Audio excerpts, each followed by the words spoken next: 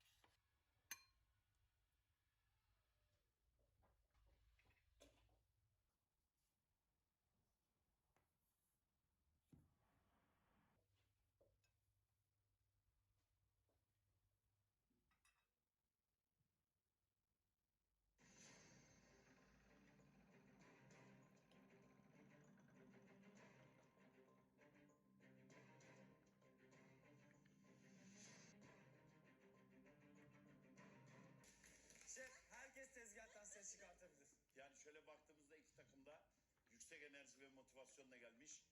Her iki takıma da ilk takım oyununda başarılar diliyoruz. Burak, senin moralin bozuk mu harbiden? Evet şef, çünkü kırmızı takım kaptanlığı yerine ben mavi takım kaptanlığı istiyordum tabii. Kazanamadığımız için buraya geldik. Ayaz da karşısına beni seçti. Sorun yok şefim. Şu an memnunum. Sıkıntı yok. Bu hafta inşallah. Ben zaten hayatım boyunca hep yöneticilik yaptım. Tam mutfaklarda da çalıştım ama işletmecilik de yaptım. Mekanlarda, kulüplerde, restoranlarda.